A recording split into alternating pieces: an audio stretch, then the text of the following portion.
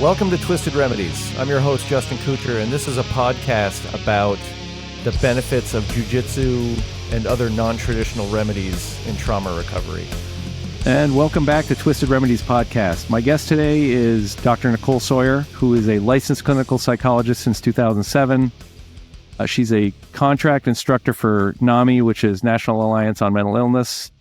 Many years of supporting first responder agencies with crisis intervention, peer support. Also, contract examiner for Department of Defense, a lead trainer military culture initiative for Dare Mighty Things, and a former VA psychologist. It's a whole lot of stuff. I think all of that should explain why Dr. Sawyer is on the show. This is, I was just saying before I hit the button, this is my first PhD on the show, so I feel like we're reaching different levels. So I'm excited. Dr. Sawyer, thank you for coming on. Oh, thank you for having me. I was really flattered to even be considered as a guest on your show. And some of those things you're listing off those are stretching way back for me for sort of the context of where I'm coming from with this work. VA, that was back in 2012 was when I left the VA. So that we're talking, over 10 years ago now. But that really was part of the sort of kicking off point trajectory of where we're at now, working with public safety and police, fire, corrections, dispatchers, and of course in that mix includes many folks who have served in the military. So it all sort of blended together and crossed over really easily. Yeah, well, and I think the fact that it goes back that far, I think gives you a lot of depth on the topics. So and so for people who have been listening for a while, Mike Cancelleri from Frontline Foundations came on, and the way this connection was made is Mike said something to the effect of, there are 3 psychologists I trust or something like that, and you were on that list, and I take what Mike says pretty seriously, because he's, I think when he speaks, it's very thoughtful. So that goes a long way with me, and I think that's an endorsement that rings true. And again, it's great to have you here. Thank you, I appreciate that. No, Mike was at I believe he was at a conference in Vermont that I was a keynote speaker for, and I remember he walked up to me afterwards and said something to the effect of, I've never heard a doctor talk like that before. I said, well, awesome. Well, I'm glad to introduce you. There's more of us out there, I swear. That's great. So going back to your kind of your early days in the field, you started as a staff psychologist for a practice, from what I have seen. And at some point, you shifted sort of to the veteran first responder groups. What led to that? It seemed like a distinctive shift. What led to that shift? Yeah. So I think, when you're getting an education in graduate school, ideally, and this is, ideally you're getting a really generalist education. You're learning a wide breadth of psychology. And then you go out and you try to find your internships and your postdoctoral education so that you can get your license, right? And so for me, I landed in community mental health, which couldn't have been a better place to land. And I recommend it to anybody pursuing this line of work to start in community mental health. Because you're encountering everyone and everything every single day. But my real focus was trauma. I really enjoyed working with people who were actively trying to recover from trauma. And so in the community mental health world, those folks ended up getting funneled into my office, and I'm a 22-year-old know-nothing, who is fresh out of graduate school and I'm sitting across from folks who have been struggling and suffering with trauma from their, whether it be their law enforcement career, whether it be Vietnam. I mean, even at that time, I was still seeing folks from the Vietnam era coming in for the first time to get some sort of help. And I found that I really connected with that population. It really spoke to me. On reflection, it makes a lot of sense. I grew up in a working class family where people serving, whether it be serving the military or serving their communities, was just sort of par for the course. And had never really occurred to me how valuable that was until I was sitting across from folks saying, "Hey, I get this." And so from there, it just evolved. And eventually, you move your way out of community mental health because you actually want to make an income that you can pay rent with. And so then and I ended up a part-time gig at the VA, and I learned a lot there about the system. Not the best education and not the best system, but by learning so much, I was able to sort of take that with me and help other folks. And that, once you get into the veteran world, there's no way that you can avoid getting into the public safety world. It just goes hand in hand. So here we are, 12 or so years later. And it's all I do every day is talk with folks about, surviving their career in public safety, dealing with critical incident trauma, sometimes dealing with trauma that they experienced before they even came into a law enforcement or a fire service profession. And how do we make sure that those two things stay separate so that they can be successful in their careers, which, 99.9% of them will. But they may need a little extra help. And so that's what we do now. I was in preparation for this. Last week, I was actually in front of a bunch of firefighters. We were talking about career survival, and a veteran in the group, he spoke up and he said, we were talking about feelings, right? And he spoke up and he said, "Yeah, I don't have feelings. Like that doesn't work for me, right? Like I chop wood, I work out, I dig ditches, I will, give you a handshake and a bro hug if you need it, but like, I don't do feelings." And, really, he was one of the most beloved people in the room. When I look at him and I heard him speaking, he was the warmest, most genuine person in the room. And you could tell that people appreciated and trusted him.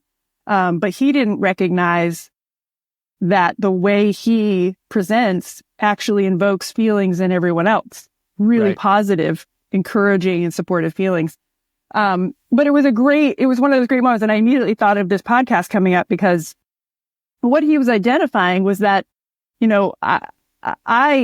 been through many deployments, many really, really strenuous deployments. And he's like, feelings don't have any place for me. If I had too many feelings, I'm not going to survive. Instead, I'm in a survival mode, and I do what it takes to get by every day. And I feel connected to people, and I enjoy my life, but I don't get too deep into the weeds. That's a scary place. And I just immediately thought, this is this guy gets it, right? And he's talking to the right people. And I don't think he'd ever had anybody say to him, like, that makes 100% sense. Like, you're right. I mean, that, like reinforcing that, that's real. Trying to deny that or saying, no, we need to get you into your feelings more. That's not fair, because this person is thriving, in a way that works for them. Yeah. I think what you're describing to me sounds like meeting people where they are, and a lot of, like critical incident stuff and just in law enforcement, especially for, is where my background is.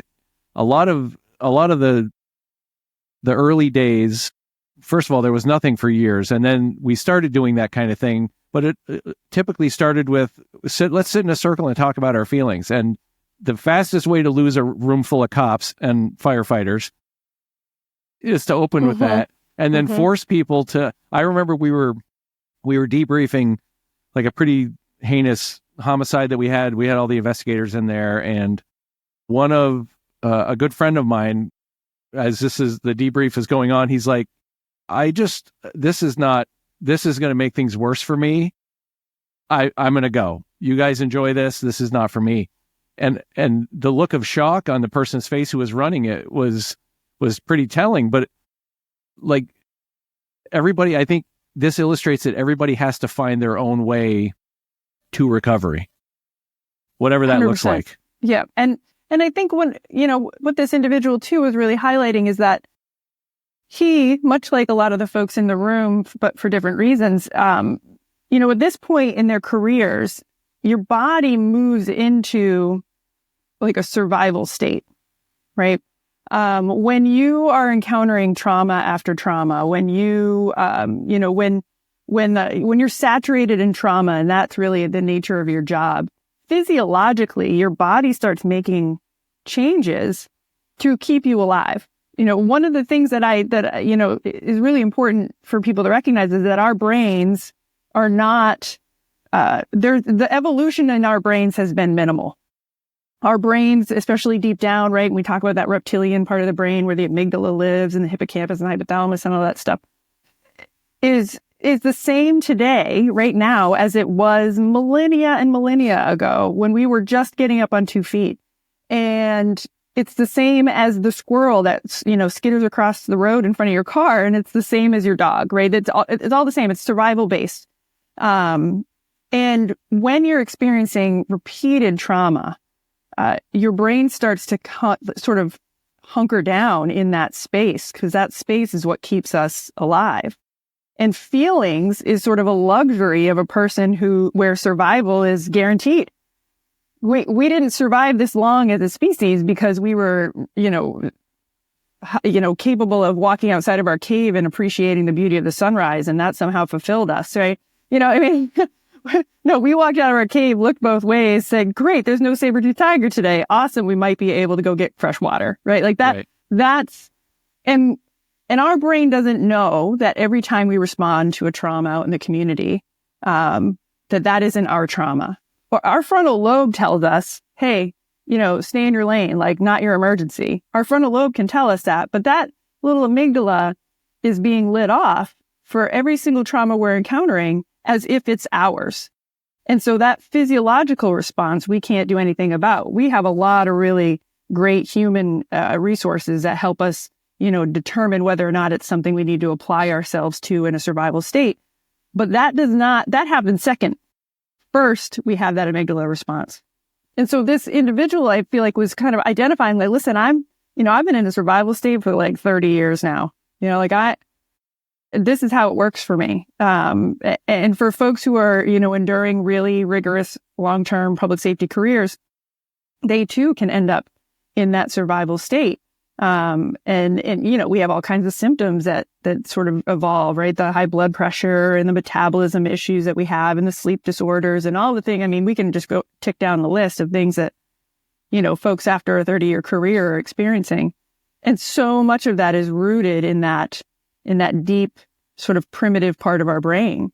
We have to be willing to acknowledge that. We have to be willing to meet people in that survival state before we start talking about effectively managing and experiencing our emotions. We can get there, but we have to meet people first in that physiological state of survival that we're finding so many folks when they're ending up in clinicians' offices or in debriefing rooms. Yeah, well, I love how you described that, because I remember once I finally decided to start doing the work and get the cobwebs cleared, I was in for an EMDR session, and stuff that I had gone to years prior that wasn't the last trauma that went into the bucket. It was like other stuff that I didn't really chalk up as trauma, but it was just all these things kept coming out, and I'm like, wow, why am I thinking about that? And that's the wonder of EMDR. It's just like let your brain do the work. But I remember sitting there after going, wow, there was a lot of stuff that I really just kind of moved, like go to this one, go to the next one, go to the next one. And there was no time to let's sit and process this at the, when it's done. And there I was, all of that was just coming up. And I found that really, like, it was kind of mind blowing to just like all these things I hadn't thought of in years that were just unprocessed trauma floating around in there somewhere. It was really amazing I'm glad it happened because it helped me get where I am now. But I was just sitting there like, why is this stuff coming up? And fortunately, my therapist was very skilled and was like, no, just let it, see where you go, and let's do the next. She waved her fingers at me, and the voodoo magic happens. Right. The voodoo. Right. Well, that unlocking is so important because you're absolutely right. When you're just chasing, event after event, trauma after trauma, your brain just sort of, in an effort to be efficient, right? Our brains really, really want to be efficient. And efficient doesn't always mean good for us or healthy. And so in an effort to be efficient, it just, instead of taking the time to actually allow your brain to absorb the information, it's just, locking it down and locking it down and locking it down in that survival center of your brain saying, well, we got through that. Let's move on to the next. And then we got through that.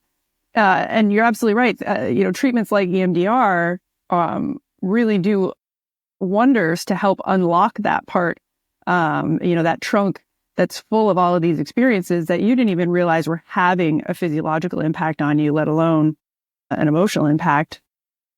And those emotions are often locked down with the experience because they go hand in hand.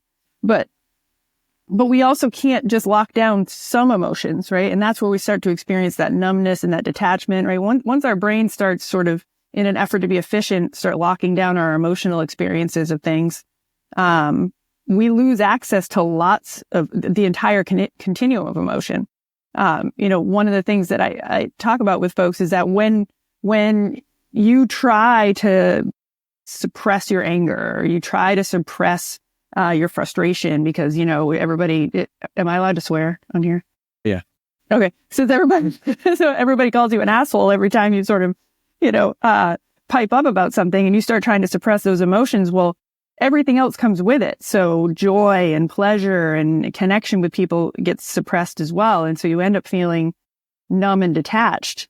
And we decide that, we're no longer connected to people anymore. Forget it. I'm just an asshole now. I can't even be, out in the community. I can't communicate. I can't be in a relationship.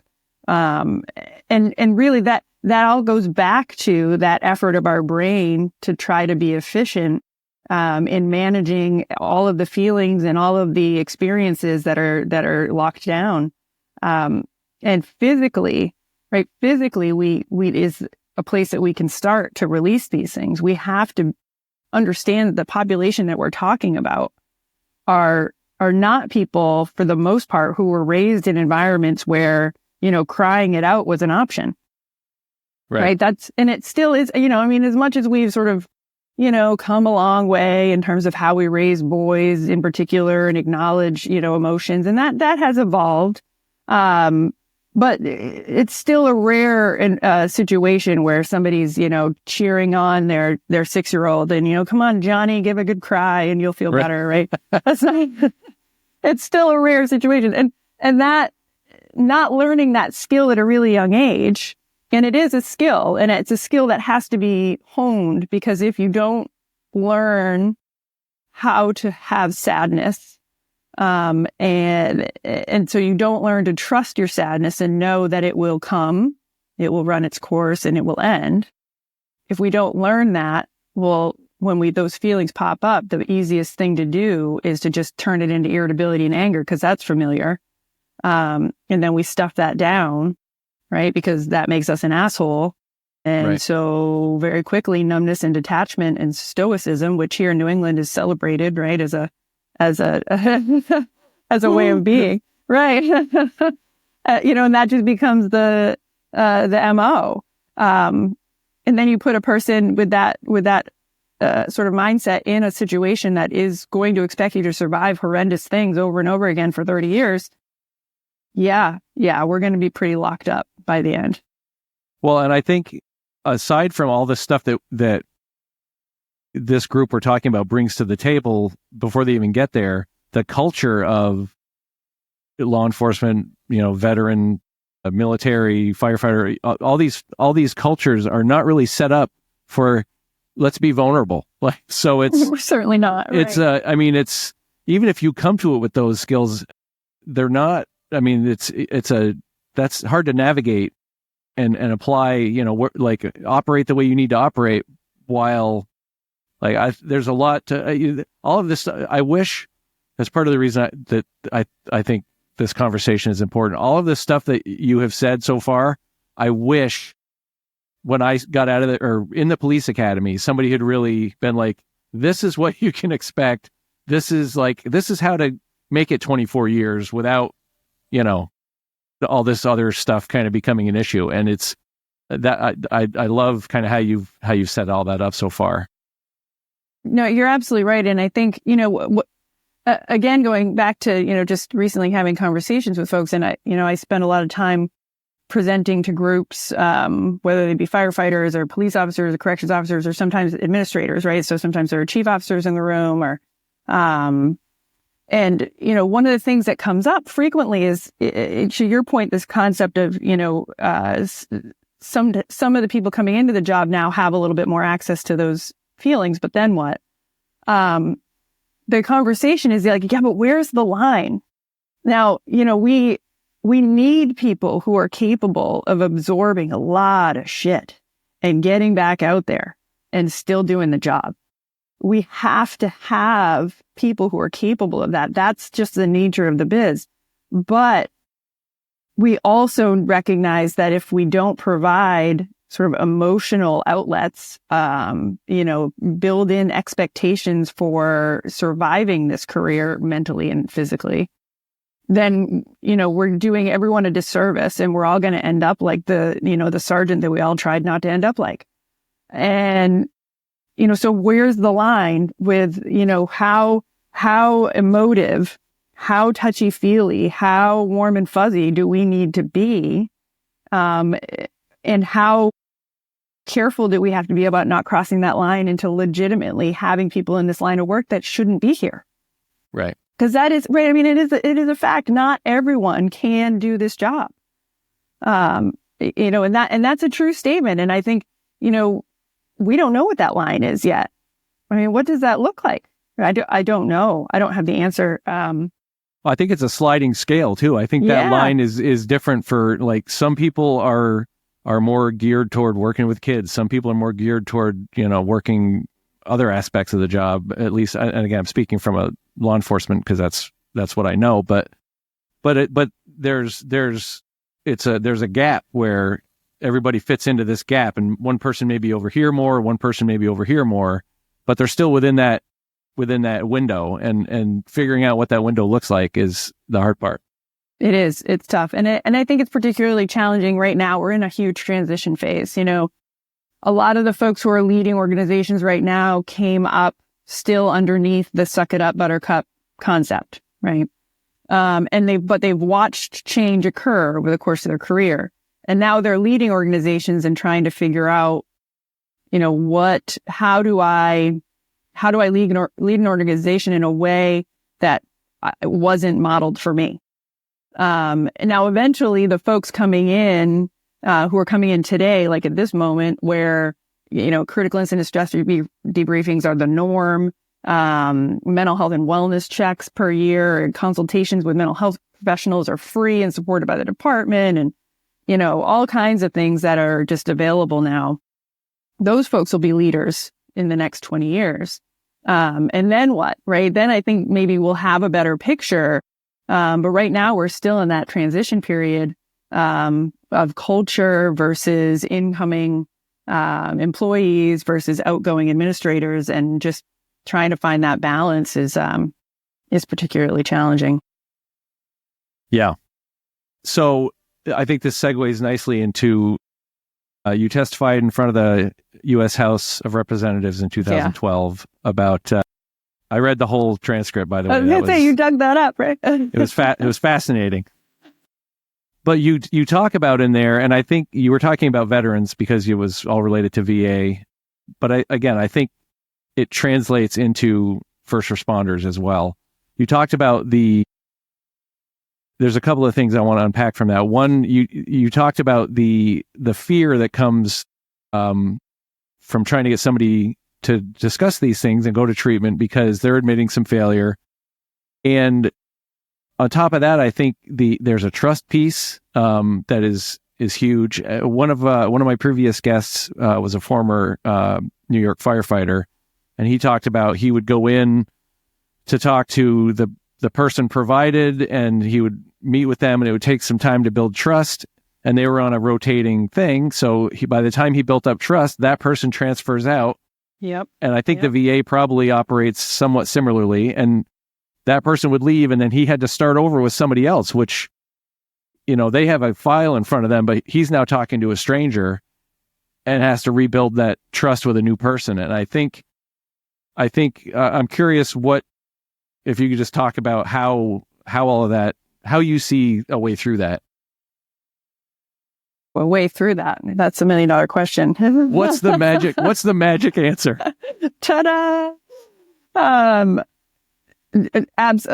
What you just described is the experience of many, many folks who have sought mental health care through the VA. It's also, though, the experience of folks who are seeking mental health care in a community mental health center as well. These are revolving doors of clinicians, and also a training ground for clinicians. So what ends up happening is, because they are huge conglomerate organizations, they have the resources to fill spots with clinicians who are in training who desperately need that kind of background to be successful in their careers. But they also end up being sometimes retirement gigs for clinicians on their way out of the career. And then, of course, we cannot neglect that there are absolutely super dedicated, really valuable and excellent clinicians that are doing their damnedest to provide the best services available. But the system itself is a slog. And it's a slog for the veterans trying to get in and get the services that they need, but it is absolutely a slog for the clinicians who know by the nature of the system that they are not able to provide the kinds of treatment at the quality that they know that the veteran deserves, because the demand is so high and the availability is so low. And it's just so that contributes as well to the turnover, right? Because clinicians get in there, they get a ton of experience, and they say, "Hey, this is really hard work, and I love it, but I'm burned out," and so they move on to other organizations. And so, building trust is, I can feel for that, for the veteran and for the veterans that I hear talk about how difficult that is. And I don't think that there's a solution in terms of making sure that you have a clinician that you can stick with. There's no guarantees in these kinds of systems. But what I would encourage people to do is that if you build consistency in your efforts, right? So if you're committed to a particular effort, and you are being forced to have to turn over, that if you yourself have established your own habits, if you have established your own commitment to your well-being, if you've brought in your team, right? So if you have a spouse who's supportive, if you have a brother that's supportive, if you have a peer that is your cheerleader, standing behind you every day, then make sure that those folks are aware of this transition that you are going to be going through when you're losing a clinician and picking up a new one, and making sure that those folks are able to support you in the good habits and the coping skills and whatever strategies you've been working on with that previous clinician. How do we keep moving forward with those and not feeling like we're starting over again? Because if you present yourself to a new clinician and say, "Hey, this is what I'm working on. Here's what was working for me. Here's what wasn't. I want to hit the ground running." Most of the time, those clinicians are going to say, "Awesome, let's go." Yeah. Right. Yeah. But what ends up happening instead is that there's lots of feelings of disconnect and distrust. And I don't know if I trust you to tell my story, and I don't want to have to tell my story all over again. So I'm going to just brush through it. And because I brushed through it, this new clinician doesn't really have the full picture. And so I can't trust her or him. And right. It's a vicious cycle. So it's building that network around you. That clinician is just one tool that should be in your toolbox of recovery. And that one clinician, right, if that has to turn over and change, yeah, that sucks. But if we maintain a toolbox with multiple angles of support, we're much more capable of recovering and moving forward from that transition. So I can't emphasize enough building that community around yourself and getting involved in other avenues of support, like things like jujitsu, right? Yes. I agree 100%. any other, I don't know. I'm still figuring out who listens to this thing. I know a bunch of people, in the fields we're talking about listen.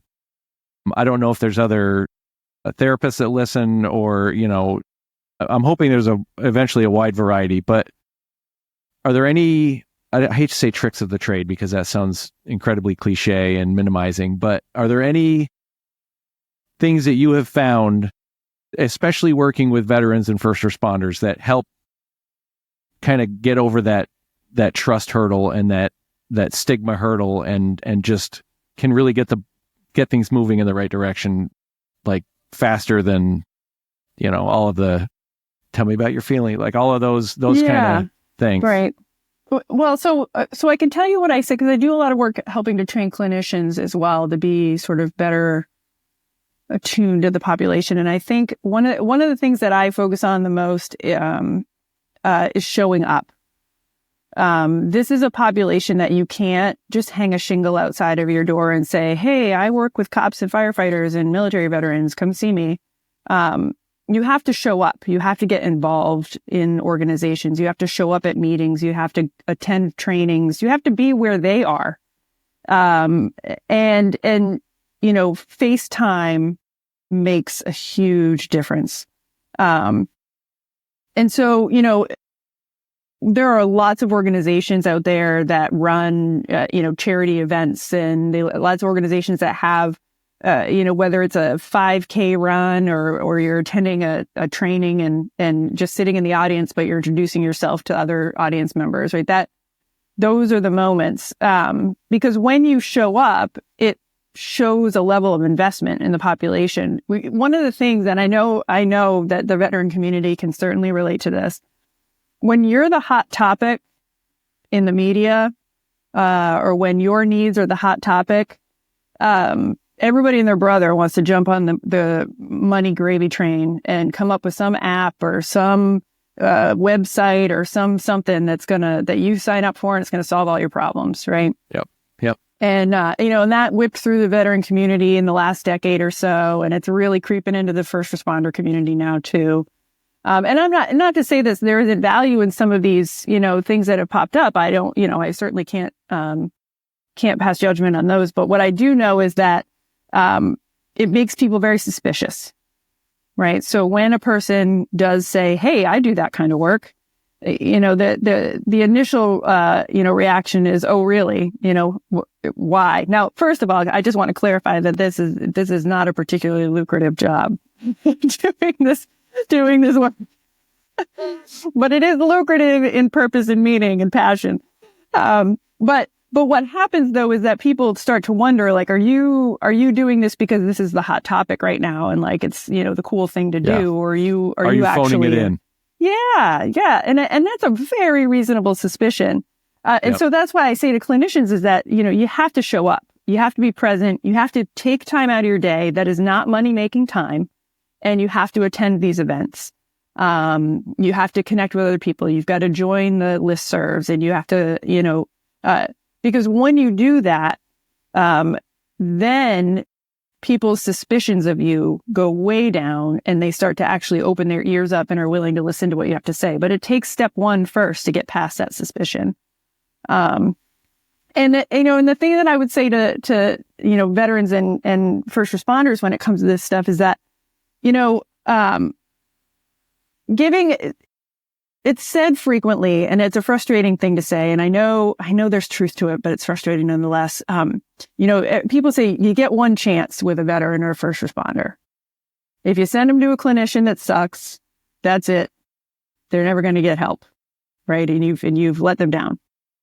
Well, unpopular opinion is that we too have to hold ourselves accountable and say, if I truly need help and if I am really invested in doing the work, then I have to be willing to accept that not everyone is going to be a good fit for me.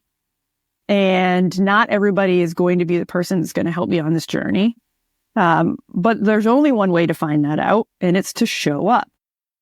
Yep. Right. And it's just like a two-way with the street clinicians, for sure. absolutely. Right. Yeah. You have to put yourself in the position. And yes, you might walk into that clinician's office and it might smell like patchouli and there might be, pink heart pillows on the couch. And you might say, you know what? This is the lemon situation. I'm calling it quits. I'm turning around and heading out the door. You could do that. And then you move on to the next, because that's what we all have to do. Right. So this is a really difficult decision to embark on mental health treatment. I'm not minimizing that at all. But once you've decided to do it, we have to commit. These are folks who can commit to so many other things. They can invest themselves in tremendous, very difficult things and persevere. This piece, this self-care piece, this part about saving their own lives sometimes is the hardest thing for them to be willing to invest in. And so we have to show up. The clinicians have to show up and make themselves worthy of your time and energy, but you have to show up as well and make decisions for your own needs, for your own mental health that says, this is a fit, this is not a good fit. I know that if I keep trying, I will find something that's going to work for me. So it's a two-way street, to your point. It has to be a two-way street. Trust goes both ways. Yeah, I've said numerous times on here that it's, finding an outlet, like for me, it's jujitsu, but finding the right therapist, not just finding a therapist, because, and like my path was, I was seeing a clinician and worked through some stuff, but it just wasn't, at some point it just became not the right fit. Like maybe I needed something different. I don't know what it was, but it wasn't a good fit anymore. And that's on me to go. And I did. It took, there's a little lapse in there for me to figure this out.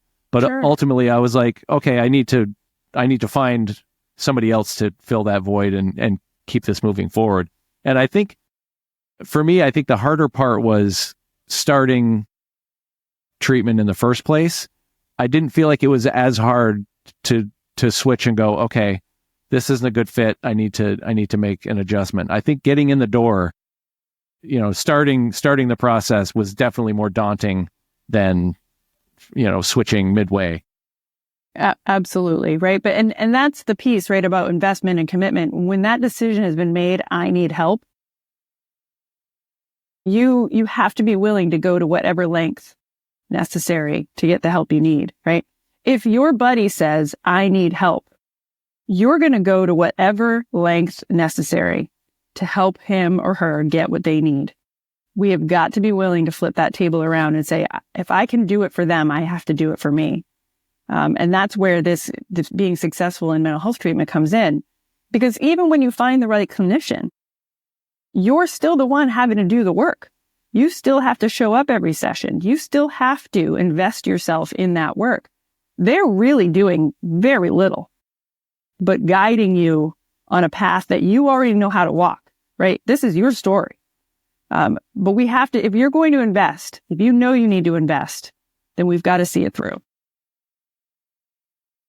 You talked about the kind of the physical tolls that trauma and all of this stuff can take.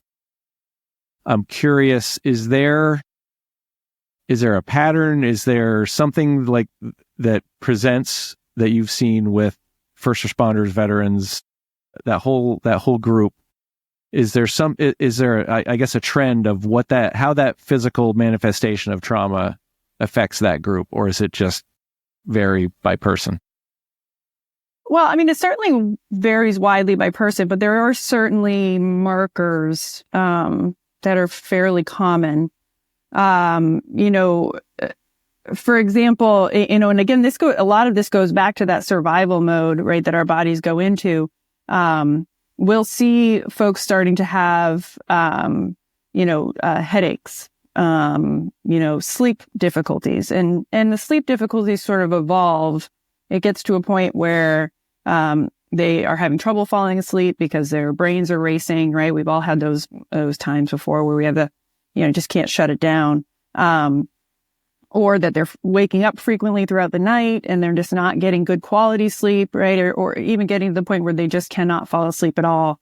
So that starts to creep in. And then, for a lot of folks, we start to have that irritability, that edginess, right? That starts to, and one of the things I like to point out about irritability and edginess, it is almost universal, right? I mean, I have not met a first responder yet, or a military veteran, particularly with combat experience yet, who does not say, yeah, I could be a little grumpy, right? And whose spouse says a little, right? Yeah. Yep. Yep. And really what that is survival. If you think about primitive humans, right? Our primitive ancestors, going back to feelings, did not survive, because they appreciated, the beauty of the fur on the saber-toothed tiger that was chasing them, right? There's importance in being able to generate rage. Rage is a survival emotion. Anger is a survival emotion. The military knows this very well, right? I mean, this is, they sharpen and hone that tool of anger and rage from minute one at basic training, right? And what they're working to do is help you get very quick access to that feeling of rage so that you are willing to do difficult things, right? They're not bolstering your self-esteem and making you feel good about yourself, right? Right. They're basically helping you transition from fear to rage so that you will survive difficult circumstances. Well, when we are in a brain when we have a brain that is traumatized repeatedly and stressed repeatedly, and then let's add in some sleeplessness, maybe not eating good healthy foods because we're just so busy, we're not consuming good food and on a regular basis, and so our brain starts getting into that survival mode. Well, that irritability, our brain thinks that we have to be prepared to survive at any given moment, and so irritability starts to hover just under the surface so that we can access it when that tiger leaps at us. And so that irritability is made available. And so just the slightest scratch causes us to be grumpy, to snap, to get upset about things that, prior to that survival mode would have maybe rolled right off our backs. And that's one of the first things our families start to notice, right? Is that edginess and that irritability and that short-temperedness. And they don't tend to like it so much. And then we go back to some of what we've been talking about in the past, right? About, when we start feeling like we're being an asshole, well, now we have to sort of detach and separate. And then now we're being distant and not invested anymore, right? So the cycle continues, but irritability, tends to be that pattern that, when we get there, and that happens pretty quickly, it takes maybe a year or a couple of years before that creeps in. And then we start talking about weight gain, right? That's another side effect that you'll commonly see.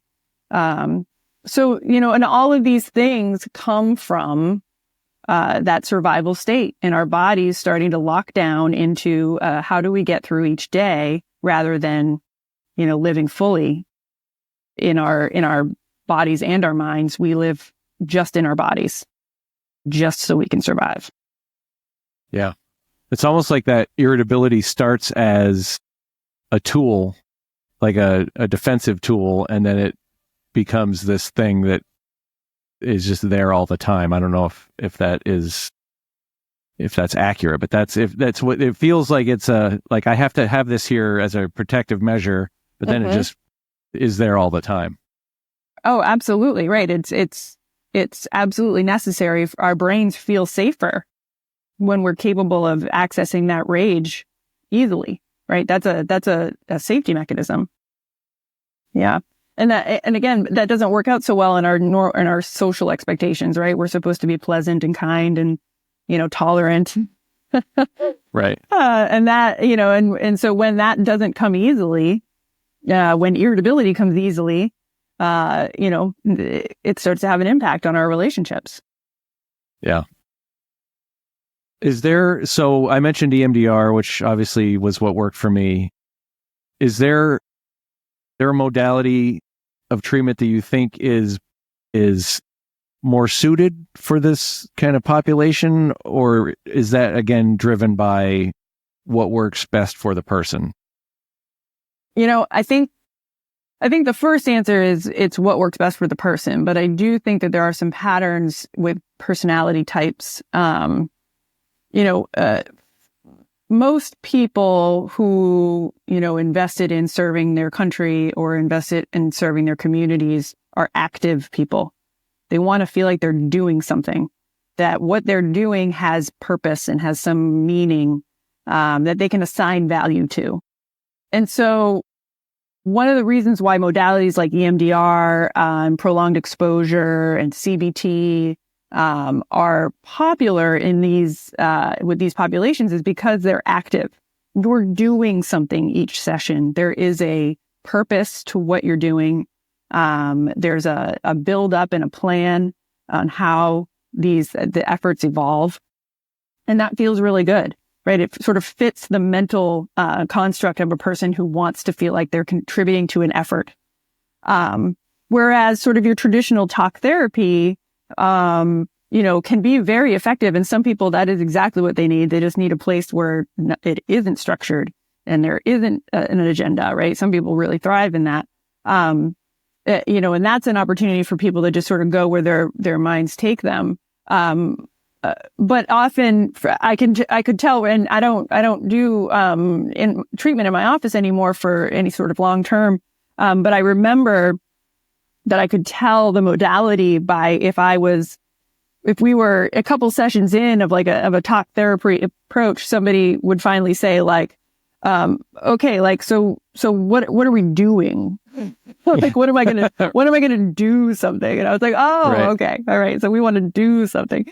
But I get it, right? It makes sense because that's the mindset, right? It goes back to why physical efforts and physical, processing of trauma, things like, PT and jujitsu and, being outdoors and chopping wood and digging ditches and feels good, for this particular population because there's an effort, there's an end goal, there's an accomplishment. And when you can invest in that and the emotional stuff comes with it, right? I can invest physically, but the byproduct is better emotional health. Well, that's a win-win, right? For this group. Yeah. Well, and you're segueing very nicely, but what is it about? Like, is it strictly just that like somatic connection with something like jujitsu or chopping wood or digging ditches or whatever the thing is for a person? Is there? I look at jujitsu like it's this weird superpower that combined with the right therapist, and it was like, and that was the magic formula for me. So I put like, I don't know, I hold it up on a pedestal like this works, but I've also talked to people who do other physical things and that works for them. And is it really as simple as that mind-body connection? And it's like, I don't know, what is it that makes those things so powerful in recovery? Well, there's so much, when you're doing something physical, particularly physically demanding, there's a grounding that occurs naturally, right? Especially with something like jujitsu, especially with something like, long distance running, hiking, climbing. Your body can't afford to be distracted. You have to stay focused in the moment in order to be safe, to be successful, to keep other people safe. And so when you're grounded in that way, that provides us an opportunity for all kinds of processing to occur in our brains, that are sort of deeply entrenched in us.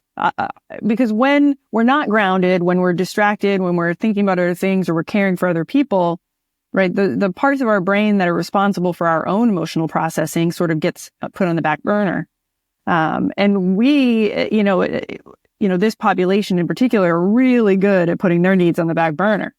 And that's been, a lifetime for a lot of folks, right? And that's just how they operate. And so when you do something physically demanding, bringing yourself into the present, it's imperative to be in the present. And then so that allows our brains to also sort of make the connection with our bodies.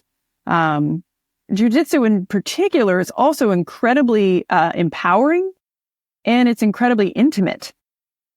Right? There's an intimacy with other humans that occurs that that really isn't embraced particularly in American culture, the way that it is embraced in jiu-jitsu. And so when you have that kind of intimacy and empowerment put together with the physical exertion, you're unlocking parts of your brain that for many of us we've just never had access to.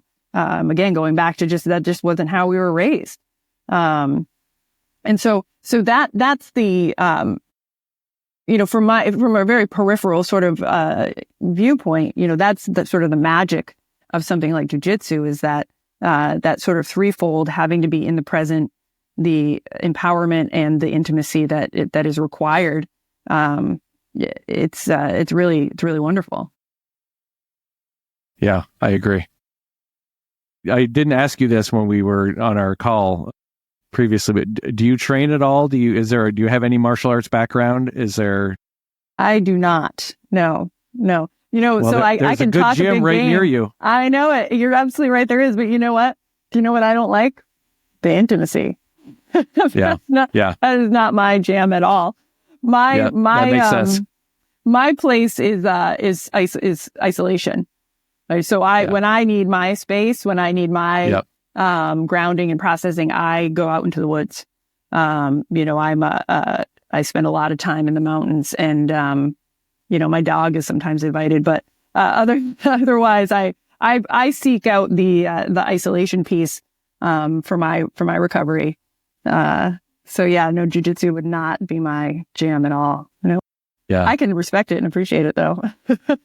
So, you just sort of touched on the last question I always ask everybody is, this is called Twisted Remedies because it's the play on words for jiu-jitsu, and that's mine. And you just sort of alluded to yours, but what are your twisted remedies? Is it that isolation? Is there more than that? Do you do any other stuff that somebody can steal if they're listening? And maybe I don't know. Maybe it works for them. Yeah, I don't have any magic, but I can. I think, for me, what the whole concept of nature is really, that's what grounds me. I find that if I am, in the woods, particularly I love winter hikes, snowshoes, crampons, the whole deal, and it's silent. It's nobody else is out there because they're not as crazy as I am, and that's where I find myself. The hours and hours will go by, as I'm hiking up a mountain, and I won't even realize time has passed. And I couldn't even tell you what I was thinking about. Right? I'm not reviewing the day's work. I'm not thinking about tomorrow or what I have to do. Like there's a disconnect that occurs in my brain that is really refreshing.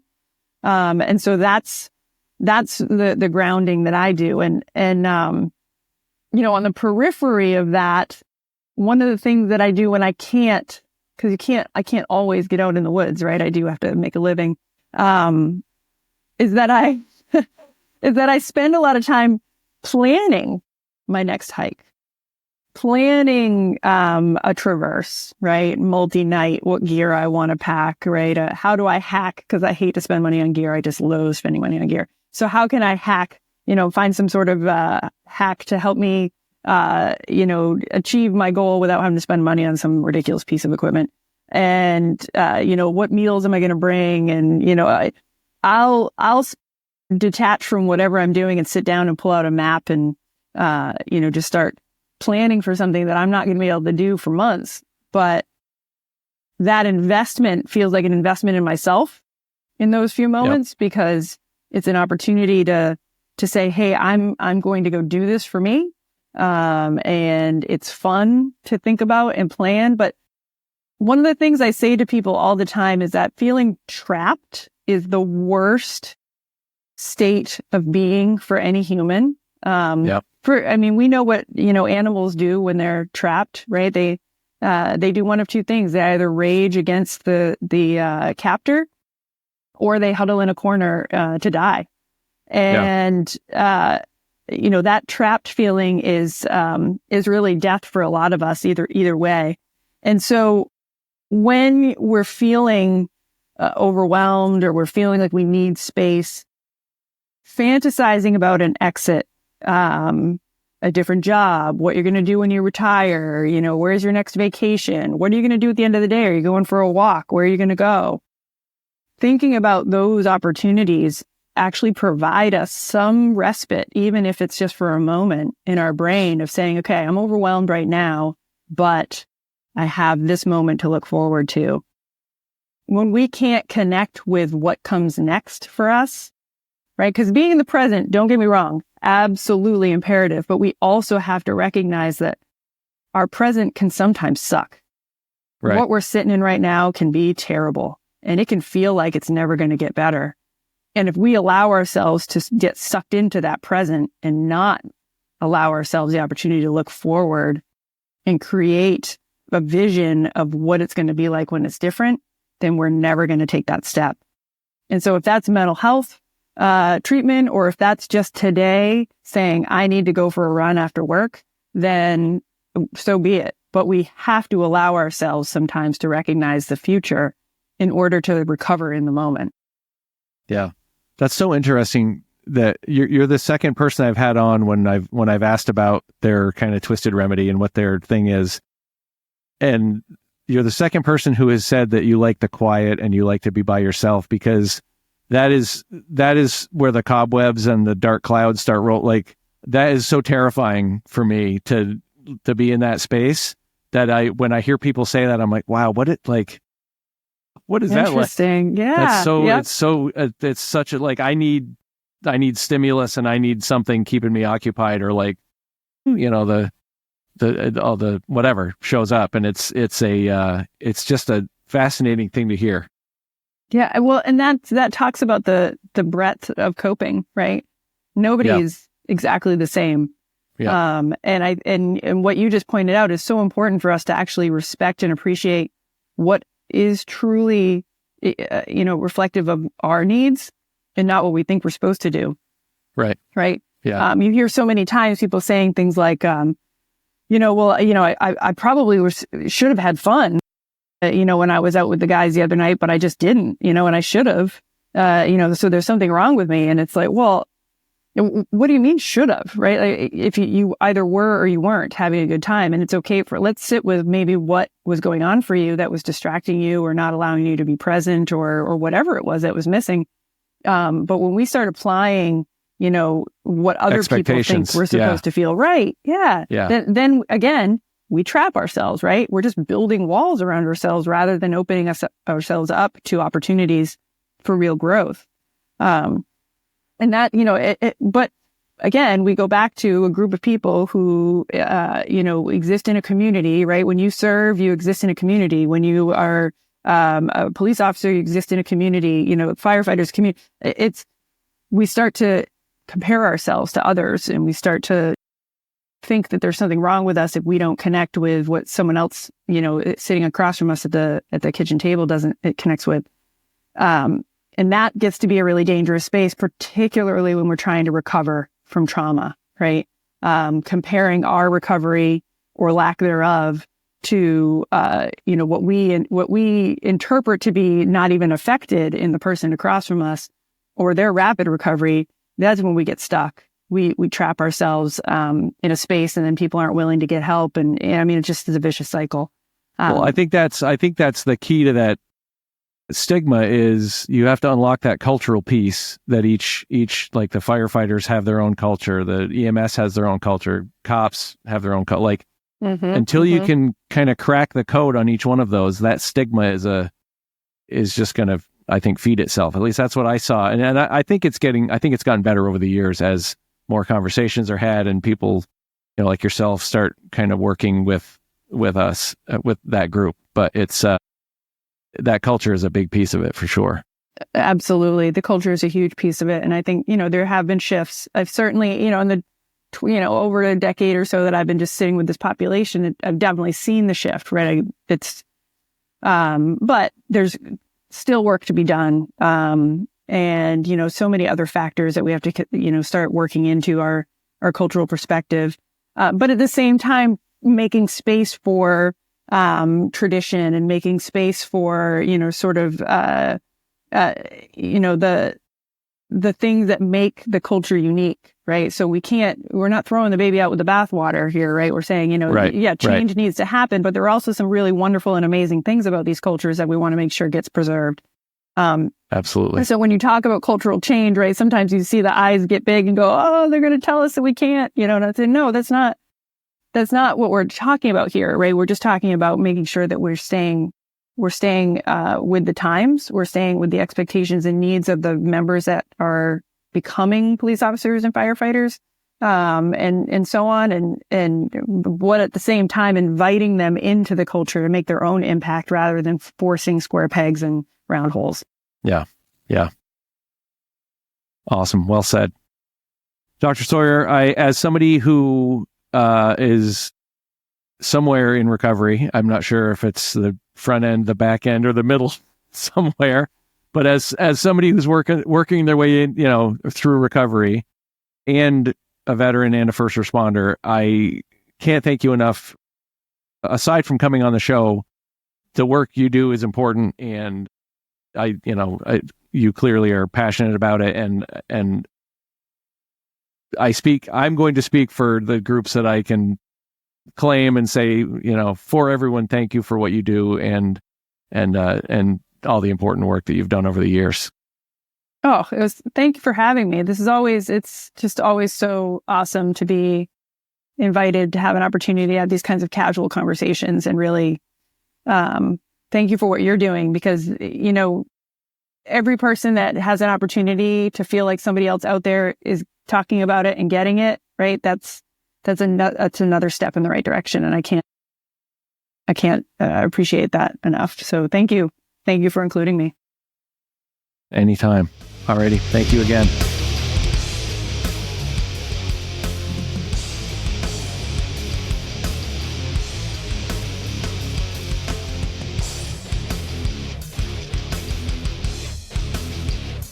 If you've enjoyed the show, please consider a like, a subscribe, or a share, or even writing a review. This helps the podcast grow and gets the word out to more people. As always, take care of yourselves and take care of each other.